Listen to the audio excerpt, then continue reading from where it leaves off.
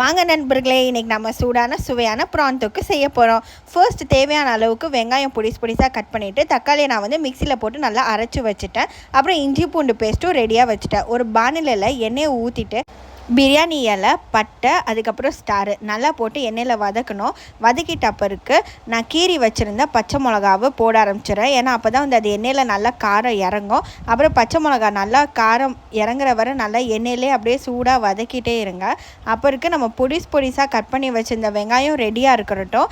இது நல்லா வந்து காரம் இறங்கினதுக்கப்புறம் நம்ம வெங்காயத்தை போட்டுருவோம். ஸோ வெங்காயம் வதக்கிறது வந்து கோல்டன் ப்ரௌனாக இருக்கிற வரை நம்ம நல்லா வதக்கணும். அப்போ தான் வந்து நம்ம ப்ரான் தொக்கு வந்து நல்லா சூடாக செம்ம டேஸ்ட்டாக வரும். அதுக்கப்புறம் நம்ம நல்லா வெங்காயத்தை வதக்கிட்டே இருக்கணும். அது நல்லா கோல்டிஷ் ப்ரௌன் வர அப்புறம் வெங்காயம் வதக்கினதுக்கப்புறம் நம்ம அரைச்சி வச்சுருந்த இஞ்சி பூண்டு போட போகிறோம். இஞ்சி பூண்டு வந்து இப்போ போட்டால் தான் அதோடய ஸ்மெல் வந்து நல்லா கிரேவியில் இறங்கும். ஸோ இஞ்சி பூண்டு வந்து நல்லா மைல்டாக அரைச்சதை அப்படியே வெங்காயத்தோடு நல்லா வதக்கணும். ஸோ இஞ்சி பூண்டு ஸ்மெல்லு போகிற வரை நல்லா வதக்கிடுங்க ஃப்ரெண்ட்ஸ். அதுக்கப்புறம் நம்ம வந்து அரைச்சி வச்சுருந்தா தக்காளி போட போகிறோம். ஸோ தக்காளி வந்து நான் மிக்ஸியில் அரைச்சிட்டு அப்போ தான் வந்து எனக்கு ஒரு கிரேவி கன்சிஸ்டன்சியாக வரனால நீங்கள் அப்படியே தக்காளி போட்டு கூட நீங்கள் வதக்கலாம், அது உங்கள் இஷ்டம்.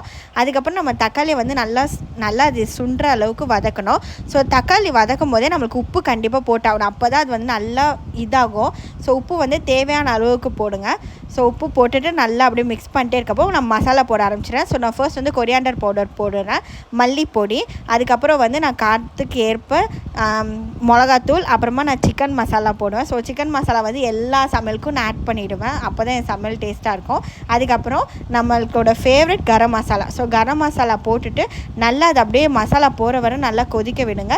ப்ளஸ் பிரியாணி மசாலா சேர்த்து ஆட் பண்ணிவிடுவேன் எல்லா சமையலுக்கும். அது உங்களுக்கு வேணால் நீங்களும் போட்டுக்கோங்க. அதுக்கப்புறம் நம்ம எல்லா மசாலாவும் போட்டதுக்கப்புறம் அப்படியே அந்த மசாலா ஸ்மெல் போகிற வர அப்படியே சூடாக அப்படியே வதக்கிட்டு அப்படியே மூடி போட்டு வச்சுருங்க. அதுக்கப்புறம் வந்து நம்ம க்ளீன் பண்ணி வச்சுருந்த ப்ரான் நல்லா சுத்தமாக க்ளீன் பண்ணி வச்சுருக்கோம். ஸோ நல்லா அந்த க்ளீன் பண்ண வந்த ப்ரானை வந்து அப்படியே போடுறோம். ஸோ போட்டதுக்கப்புறம் நமக்கே தெரியும் ஸ்மெல் வர ஆரம்பிச்சிடும் நல்லா டேஸ்ட்டாக.